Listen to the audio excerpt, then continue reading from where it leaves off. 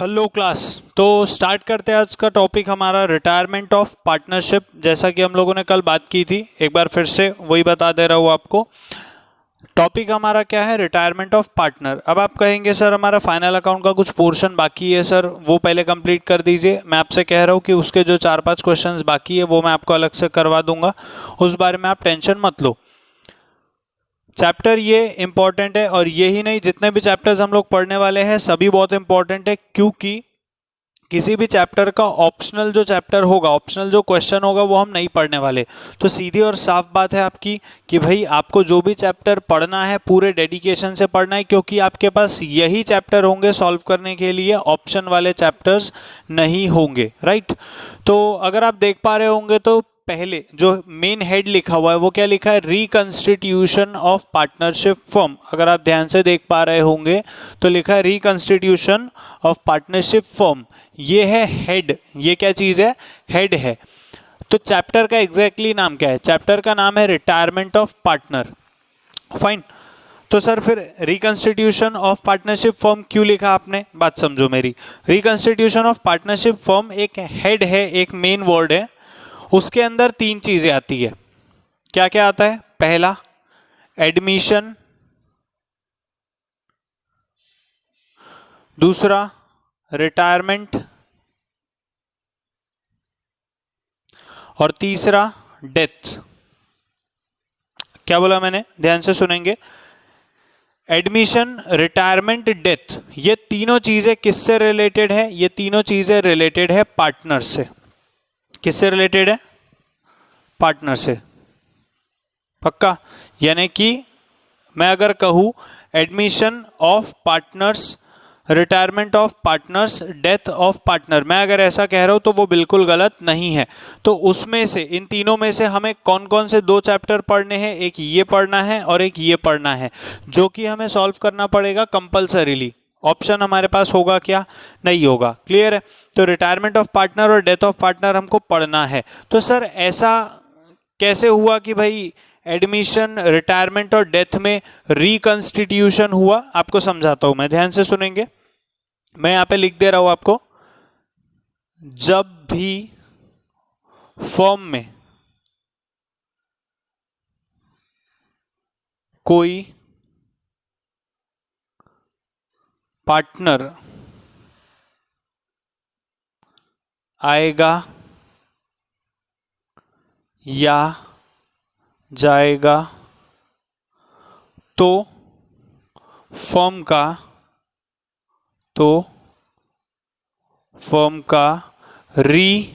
Reconstitution होगा।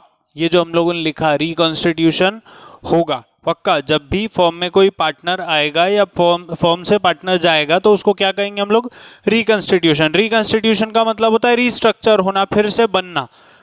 समझे क्या कहा मैंने? जब भी फर्म में कोई पार्टनर आएगा या फर्म से कोई पार्टनर जाएगा तो हम उसे क्या कहेंगे? रिकंस्टिट्यूशन, यानी फिर से बनना, फिर से तैयार होना। ओके, तो ये आपके 3 टॉपिक है, एडमिशन, रिटायरमेंट, डेथ, जिसमें से हमको 2 पढ़ने हैं, रिटायरमेंट और डेथ, जिसमें से अभी फिलहाल हम क्या पढ़ रहे हैं? रिटायरमेंट ऑफ पार्टनर पढ़ रहे हैं। ओके, रिटायरमेंट ऑफ पार्टनर का मतलब क्या होता है पहले वो हम जान लेते हैं, एग्जैक्टली समझ लेते हैं, उसके बाद ही हम लोग आगे बढ़ेंगे। अब आप लोगों ने भी सुना होगा कि भाई कई लोग जॉब करते हैं तो रिटायर होते हैं, कई लोग जॉब करते हैं तो भैया उनका एज खत्म हो जाता है तो वो लोग रिटायर ले लेते हैं।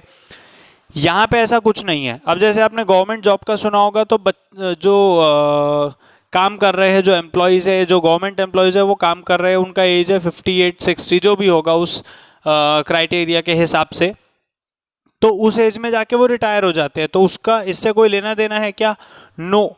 यहाँ पे उस रिटायरमेंट का इस रिटायरमेंट से कोई लेना देना नहीं है। ये रिटायरमेंट क्या बोलता है? जब भी पार्टनर को लगेगा कि वो रिटायर हो सकता है और उसे उस फर्म में काम नहीं करना है, वो रिटायर हो सकता है, वो फर्म छोड़कर जा सकता है। क्या सर वो अगर 20 साल की एज में फर्म ज्वाइन किया था तो क्या वो 21 साल की एज में छोड़ के जा सकता है? बिल्कुल जा सकता है। मैंने वही कहा अभी आपसे कि यहाँ पे कोई एज क्राइटेरिया नहीं है फर्म छोड़ने का। ये कोई हमारी गवर्नमेंट जॉब नहीं चल रही है, ये फर्म है, ये व्यापार है। यहाँ पे रिटायरमेंट लेने का मतलब है व्यापार छोड़ना। भाई मुझे नहीं जम रहा है, मैं जा रहा हूँ। 21 में छोड़ सकता है, बिल्कुल। 25 में, हाँ। 26 में हाँ, 60 में हाँ, 90 में अरे हाँ मेरे भाई, उसको जब छोड़ना है वो छोड़ सकता है। ये आपके पार्टनरशिप फॉर्म की बात हो रही है, ना कि आपके कोई गवर्नमेंट जॉब की बात हो रही है जो एज क्राइटेरिया होगा। तो यहाँ पे रिटायरमेंट का मतलब गवर्नमेंट जॉब वाला रिटायरमेंट नहीं है। ओके, ये हुई हमारी बेसिक्स की बात। अब हम आगे चलते हैं कि इस चैप्टर में एग्जैक्टली हमको किन किन चीज़ों पे काम करना होगा, तो वो मैं आपको समझा देता हूँ, ध्यान से सुनेंगे। सबसे पहला और सबसे इंपॉर्टेंट जो होगा वो होगा गुडविल। सबसे इंपॉर्टेंट क्या होगा? गुडविल होगा, ठीक है। सेकंड चीज क्या होगी? सेकंड चीज होगी रेशियोज। तीसरा क्या होगा सर? तीसरा होगा कैपिटल एडजस्टमेंट्स। और चौथा और सबसे इंपॉर्टेंट, ध्यान से सुनेंगे, हम लोगों ने क्या बोला? गुडविल सबसे इंपॉर्टेंट है, बिल्कुल। रेशियो सबसे इंपॉर्टेंट है, बिल्कुल। कैपिटल एडजस्टमेंट सबसे इंपॉर्टेंट है, हाँ सभी तो इंपॉर्टेंट है, बट पॉइंट समझो कि ये क्रक्स है आपके इस क्वेश्चन का। ये चार चीजें मोस्ट इंपॉर्टेंट है इस क्वेश्चन में। आड़ी टेढ़ी तरीके से कैसे भी वो पूछेगा, चाहे उसका जैसा मन हो रहा क्वेश्चन में वो वैसे पूछेगा, लेकिन ये चार चीजों के आसपास ही सारी चीजें जुड़ी हुई होगी। इससे बाहर आपको कोई चीज आने वाली नहीं है। Last but not least,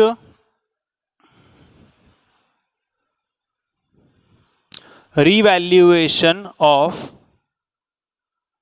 assets and liabilities, assets and liabilities, clear है? मेरी बात ध्यान से सुनेंगे सभी लोग, आराम से शांति से सुनेंगे। गुडविल एक टॉपिक हो गया, उसके अंदर का मैं क्वेश्चन के अंदर की ही बात कर रहा हूं, ये क्वेश्चन के अंदर आएगी चीजें। गुडविल हो गया, रेशियोज हो गया, कैपिटल एडजस्टमेंट हो गया, revaluation of assets and liabilities हो गया। इसके बाहर आपको और कोई चीज आने वाली नहीं है। मेरी बात ध्यान से सुनेंगे, मेरी बात ध्यान से सुनेंगे। इसके बाहर आपको और कोई चीज आने वाली नहीं है जिसमें आपको माथापच्ची करनी पड़े। मैं आपसे क्या कह रहा हूं, क्लियर सुनो। इसके बाहर ऐसी और कोई चीज नहीं आएगी जिसमें आपको माथापच्ची करना पड़े।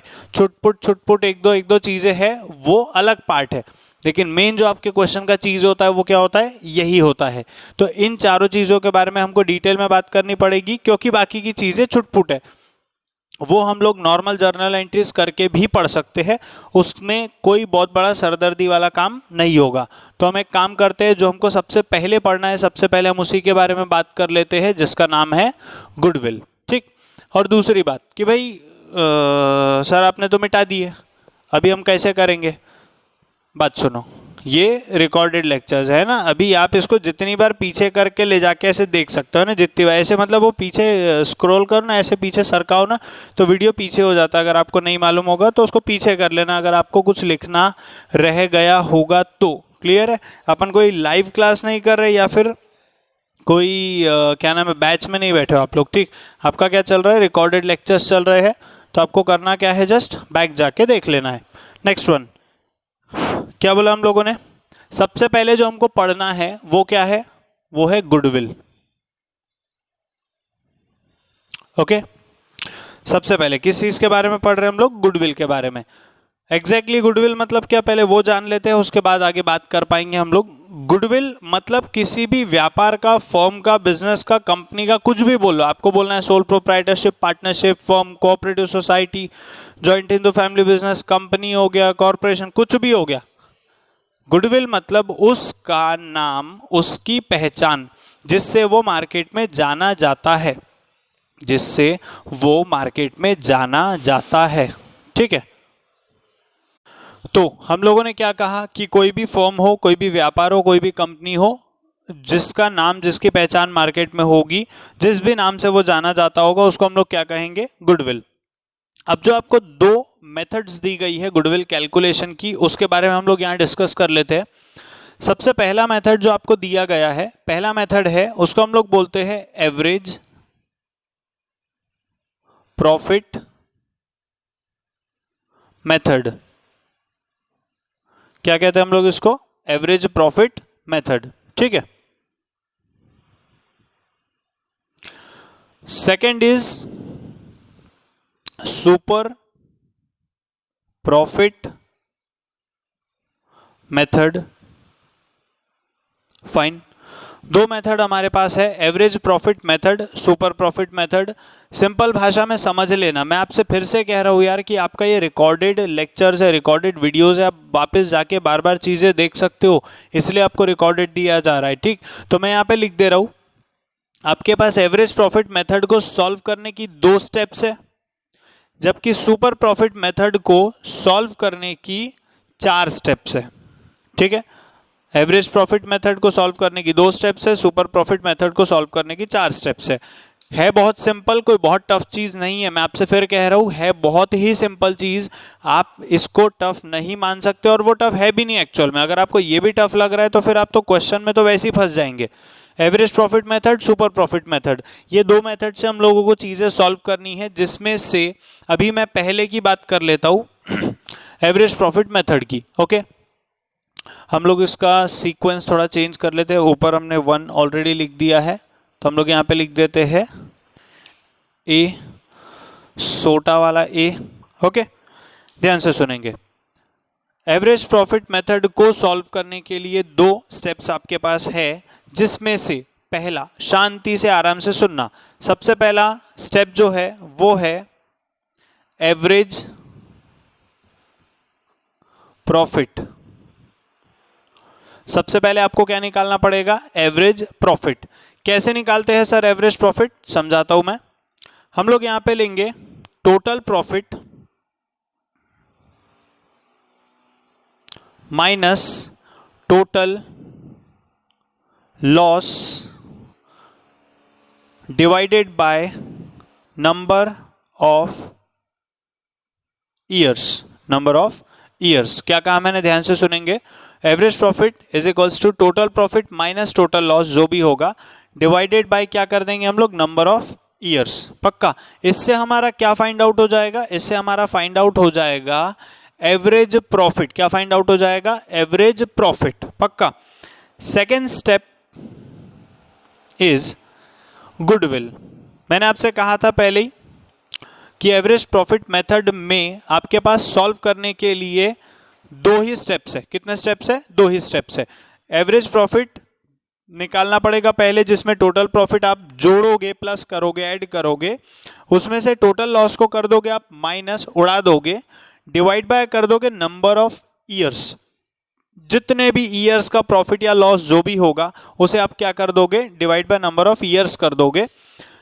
फिर क्या करोगे? आप निकालोगे गुडविल। गुडविल निकालने का तरीका ध्यान से सुनेंगे। Average profit